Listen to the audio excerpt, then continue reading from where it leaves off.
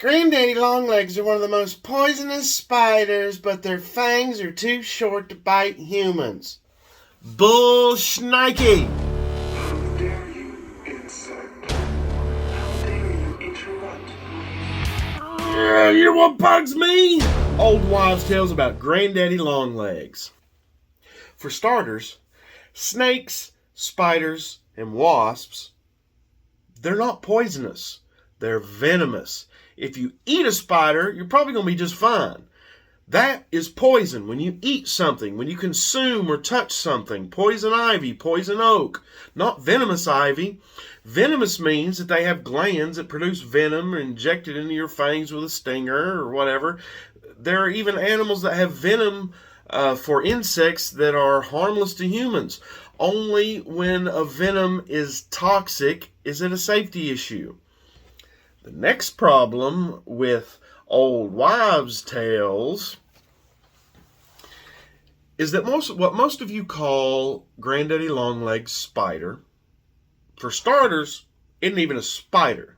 Okay, it's an arachnid, but more on that later. Now, there are colloquial names for many bugs that are regional and incorrect, like people call a roach a water bug. Nope, that's a roach in your kitchen. And the first step is to admit you have a problem. Stop calling it a water bug. This is a water bug, and it ain't going to be in your kitchen, okay? Granddaddy Longlegs, at least what most call them here in East Tennessee, are actually opalones.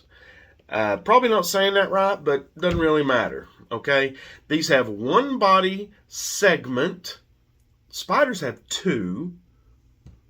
8 legs and 8 legs, which is why people think they're spiders, okay? And 2 eyes. They got 2 eyes. If you've been paying attention to my other videos, you know that identifying a spider is often done by the number of eyes and the configuration of those eyes. These opilones, whatever you want to call it, do not produce silk because they are not silk-producing spiders. They aren't even insects. They're arachnids. But not all arachnids are spiders. Scorpions, ticks, and mites, those are arachnids. The point here is arachnid does not equal spider or insect. On a side note, a lobster is not an arachnid. As I've heard many times, that's a crustacean. It's a whole nother old wives' tale section. I'll let somebody else deal with that. Anyway, opilones not only don't have venom, they don't even have fangs or even sharp, scary teeth. They eat decomposing matter. Spiders, on the other hand, eat bugs, insects, arachnids. Let's not make this more confusing than I already have. They eat bugs and have fangs and venom and sticky webs to subdue their prey. I don't think an opilone needs to worry about rotting vegetables running away from them. Okay, so the other claim is that they have the most deadly venom on the planet but can't bite humans. How do we even know this?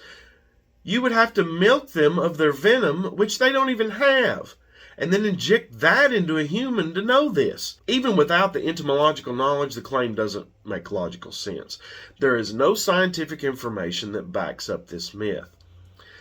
You know what they can do, though, is they can regenerate legs if they lose one in a fight, but that is disputed depending on your source that you look up.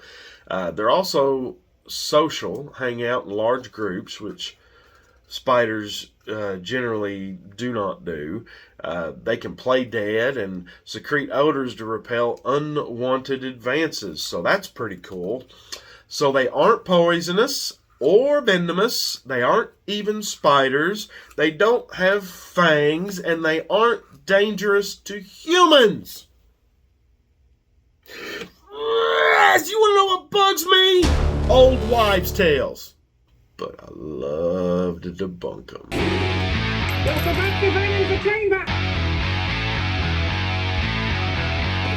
me, Smalls. How's everybody doing tonight? Yes, for certain. There is no stopping them. The will soon be here. And I, for one, will... They don't even have Somebody's shooting outside. Good night.